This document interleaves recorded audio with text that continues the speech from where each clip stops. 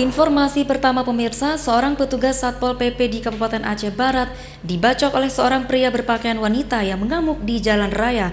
Korban terpaksa dilarikan ke Rumah Sakit Umum Cut Nyak-Din Melabuh setelah mengalami luka bacok di bagian bahu.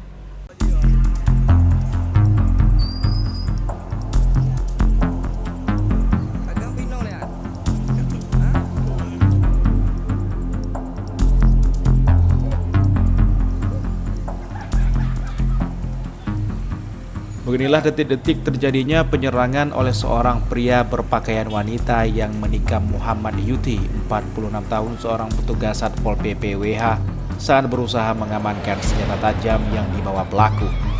Peristiwa tersebut sontak menjadi pusat perhatian warga. Pelaku mengamuk di jalan lintas Provinsi Aceh, tepatnya di Desa Ujung Drin, Kecamatan Merebo, Kabupaten Aceh Barat. Sebelumnya petugas Satpol PP mendapatkan laporan dari keluarga. Pelaku yang diduga gangguan jiwa ini sedang mengamuk di jalan raya sehingga berbahaya bagi warga dan pengguna jalan. Saat akan diamankan petugas, pelaku orang dalam gangguan jiwa yang merasa terancam dengan seketika langsung menikam petugas menggunakan gunting.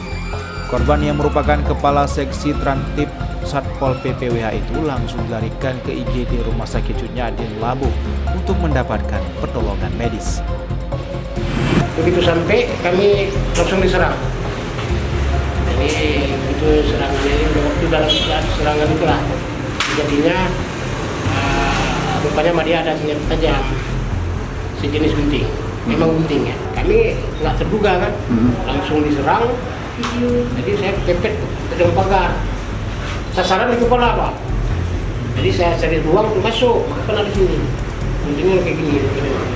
Seorang pelaku yang gangguan jiwa telah memegang gunting 1, parang 2, tempat 1.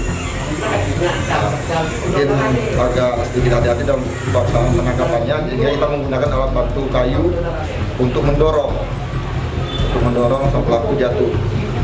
Dan alhasil ya kita juga jadi korban.